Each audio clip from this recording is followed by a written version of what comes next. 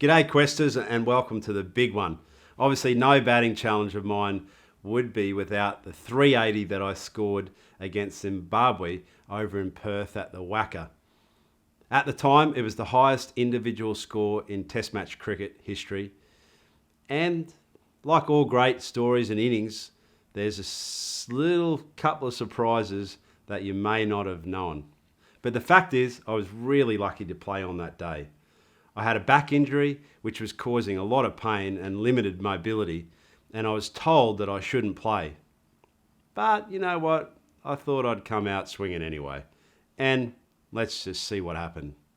As it turned out, the 380 was born. Well, after a memorable day and a half at the crease, over 11 hours of batting, what I'd achieved is score the most runs by an individual in Test match cricket, and still to this day the most runs by an Australian Test batsman.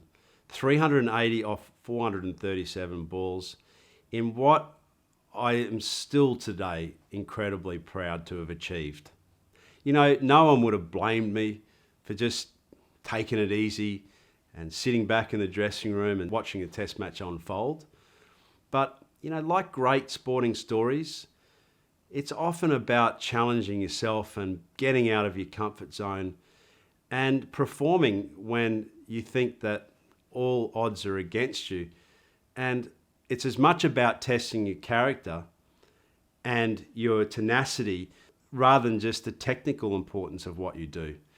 They're the moments that you treasure the most, because achieving something that you never thought was possible is the absolute gold in any career.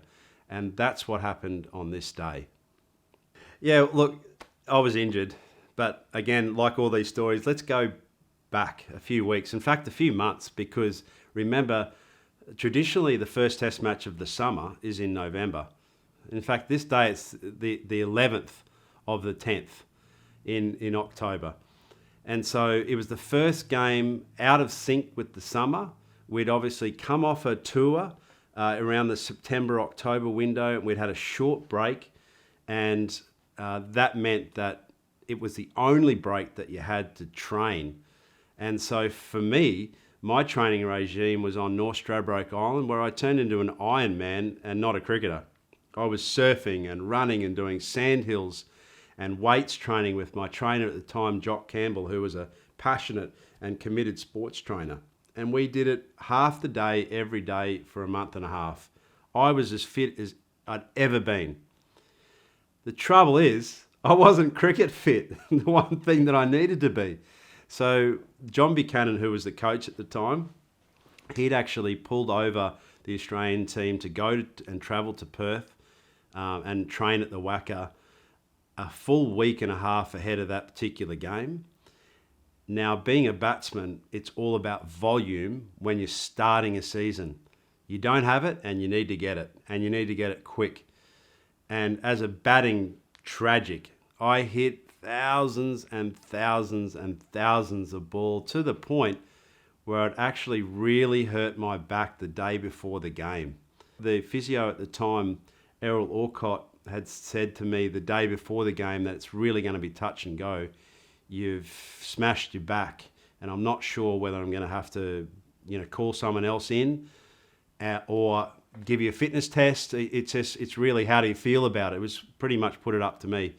And I said, Errol, there is nothing that's going to stop me playing this game. So you can do your fitness test and you can tick your boxes, but let me tell you, hell or high water, I'm going to be playing this first Test match. So don't get on the dog and bone to another player, because I'm playing. So it challenged the way that the game was really, even in terms of that player power. It's as much what's in your mind as what is actually in your body. And to me, it was always a great challenge. And when I think back through historically some of my best innings, it was either whether I was fully injured or partially injured. And so that mindset and that challenge was a great asset to me as a player. It was almost like a red rag to a bull in many ways.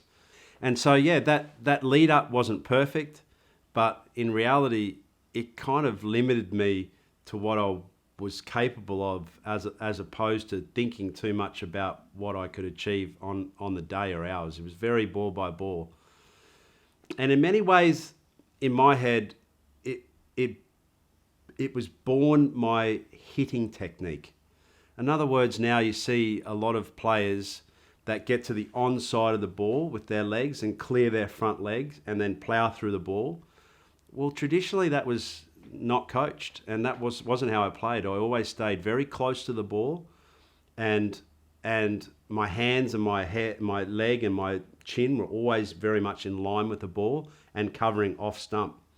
But when you're injured and you're not mobile, by just spreading your front leg, splaying it out to the onside and becoming a hands player only was something that was, on that day, unique to any other innings that I've played in Test match cricket. To be a record breaker, you need to break a record. It sounds stupid, but the person that I had to break was Brian Charles Lara, the person that I'd respected more than any other batsman that I'd ever seen in the game before. I simply think that he was the number one batsman of our generation and of our era. And I think there was a further admiration for Brian because he was a left-hander.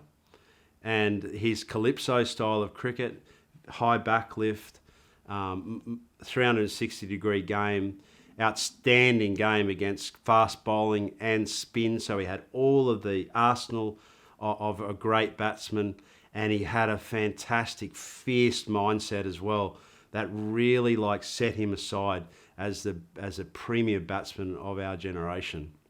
On the Australian front, we had Mark Taylor, tenacious, fearless leader, and a fabulous character within our game.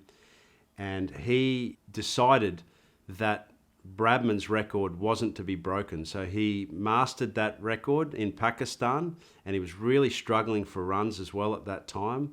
And I know from afar, not playing too much cricket under Mark, that I was really after his spot as well.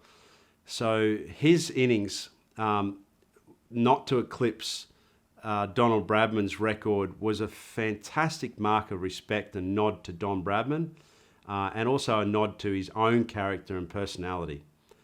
That wasn't me though. I honestly believe that records are meant to be broken. So when we did get to that point where I was to break Mark and Don's record of 334, I just thought, why not? What's the big deal? I'm sure if Don was looking down, he would be going, mate, get 500, get 600 if you want. And then when it came to the very final stage, Gilly came down to me, and I was batting with him at the time. And let's not forget, Adam Gilchrist was also on that innings on fire. He ended up with 111 off just about half that many balls. But he said, you realise that you're on the brink of being the world record holder in Test match cricket, who at the time was 375 by BC Lara. And I said, mate, I didn't, but no pressure. Thanks very much. I'll take that on board. I'll take that on notice. When I broke that record, I knew that I'd broken that record, and it felt good to break that record. But I tell you what felt a whole lot better is when I went back in that dressing room, realising that I'd achieved what I'd achieved. I had my mates around me, and there was this great sense of celebration. Mark Taylor came in and cheers, for the celebration of beating the Australian record and the world record. There was just respect, and the culture of our game was just exemplified by the fact that I then got a call by Brian himself, from the other side of the world, just to say, Haydos, what an extraordinary performance. Congratulations on breaking my record. And mate, best of luck. It's lovely to see that, that you've done it. 9 months later, Brian breaks my record. So straight away, overnight, it had happened. Straight away, I'm on the phone, and I'm inside the dressing room in Antigua, and I can almost visualize the cigars and the Trinidadian music against the English. Fantastic performance achievement by Brian. And I'm now on the phone saying exactly the same thing, because the worm always turns, and it just was brilliant to be able to give that back to Brian in a way of, that I felt, back in October. to just feel that sense of elation and appreciation from the cricket community was remarkable, and something that I will certainly never ever forget. I'm very proud today to be able to show you the 380 bat. Here it is. This is the record-breaking bat that was scored the 380 against Zimbabwe. It's Gladius.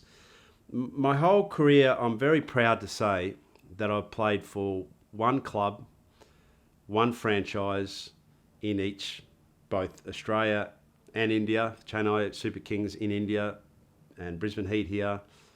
Obviously one country and one state. And I also used, with the exception of Mongoose for a short window, my first bat was a grey neck cricket bat. I've still got it. I can't wait to show you that one day, guys. It's hanging up in pride of place in my family property.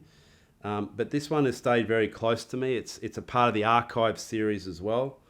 And you can see that I've written on the back of it here. I said, it's hard to describe how I feel about this bat. When Stewie, who was my bat maker, and still is a bat maker at Greynick, gave it to me in Melbourne, I hated it. I felt like it was the ugly duckling of the collection. So I'd go to Melbourne, I'd get 10, 15 bats. We'd hand make those together. We'd hand sticker them together. We'd make sure they had the one dimension grip. I only used a one grip, but I had the same handles in my bat the whole time. Really round. You know, there was nothing special about them, but they're all sized to my hands. So I had 30 or 40 grips, you know, handles specially made outside the clefts of timber. But we'd hand shape these down together. So I said 2 weeks later, because I returned out of Melbourne, I went to Stradbroke Island, where I was talking about that training camp that I went on. A dozen more waves. And somehow this bat said that it just stood out and asked me to pick her up. So I did. I went over to Perth, I picked it up, and I used it in the nets because at the time I had another training bat, you know, and I probably 4 or 5 other training bats actually, and I had one game bat. But this bat, when I picked it up and started using it in the nets, it felt like none of the other bats. So it suddenly became just love at first sight again. And so really the rest is history. I changed out and swapped out my match day bat and used this, which was a training bat, for the 380 innings. That's really, you know, it's just a remarkable piece of legacy for our family. My kids have been begging me to get this bat out for so long. They've always had a natural curiosity as to where it was and how it was stored. And you can see traditionally, as I was explaining to them the other day, that I always have heartwood on the inside edge of my bat. I usually have about 9 to 10 grains going across my bat, and the heartwood being the hardest part of the timber in the inside edge, because as a left-hander facing right-hand bowling, you always get that angle, natural angle that slides across your bat. So if there's going to be any damage, it's going to be to that edge. So I always had that harder timber on that side to protect the softer timber. So when you look at the radius of a tree, these growth rings are going like that. And the heart timber, obviously there's the center of the bat, which is the oldest part of the timber as well, as it expands and grows out. And generally speaking, every growth ring represents a year of growth. So we're talking about quite a young tree here, but a tree that is very famous. When I look back at the 380 innings, I look back at it as a snapshot in life, but I also look at it in terms of what sport really represented to me. It wasn't about the money, the fame.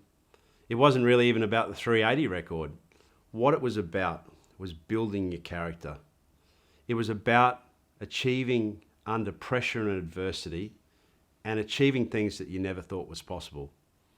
And the 380 really epitomised that because of the challenges of injury, the challenges of mindset going into those games, and just overall being able to champion a successful way of thinking, and that reflecting in a process which led to a great success story in sport. Something that I'm certainly incredibly proud of.